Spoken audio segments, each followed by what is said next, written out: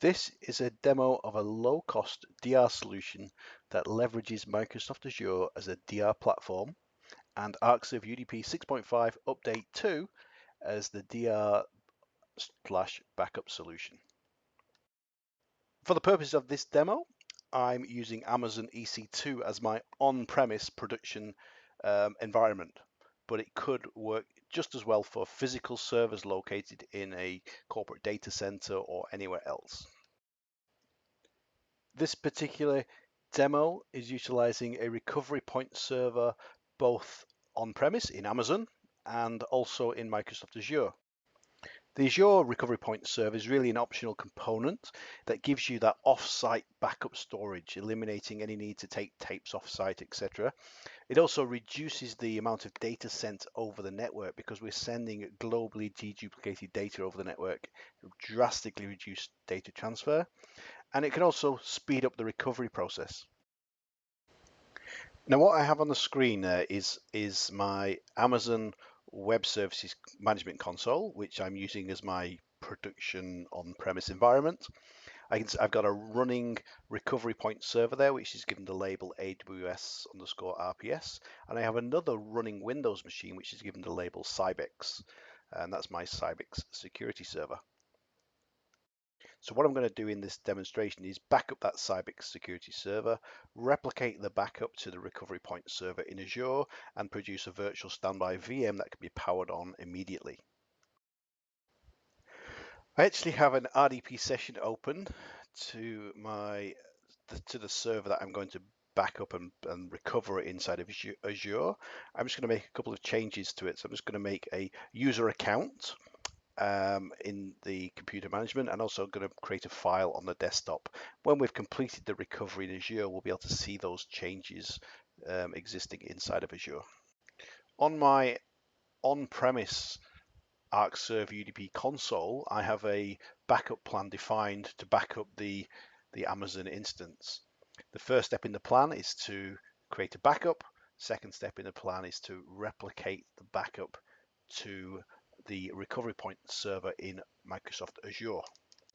What I'm doing now is just invoking a manual backup, which is going to start the backup of the VM. It's going to do an infinite incremental backup that will be over very, very quickly. Then it's going to start replicating the backup to the recovery point server hosted in Microsoft Azure. The backup task itself is over in a very short period of time. In fact, it's saying that it's complete in 6 seconds.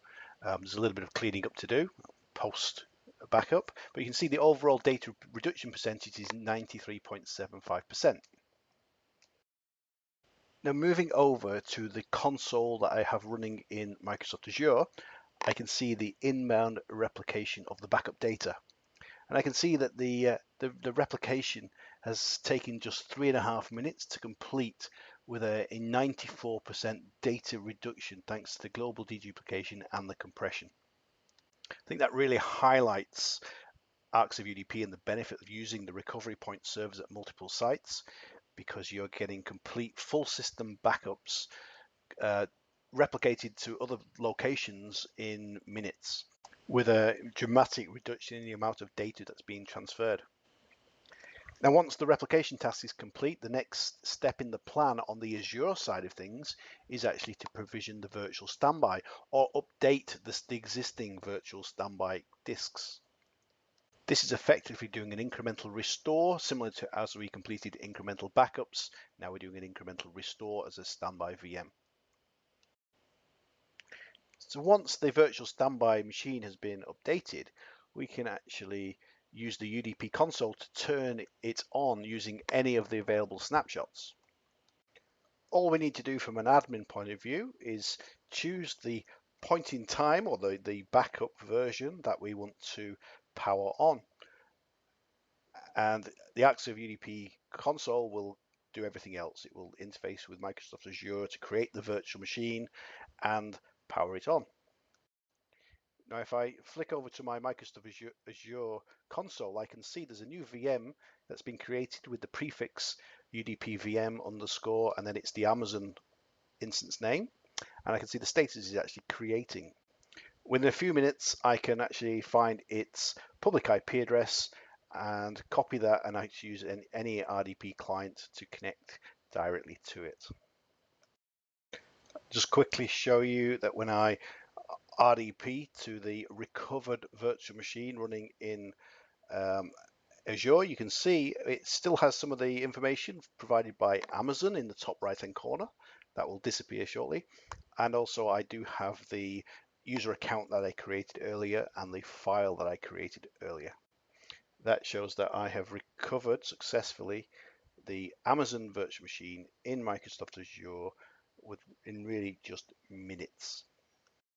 Thanks for watching. I hope you like what you've seen. I'd love to hear your comments.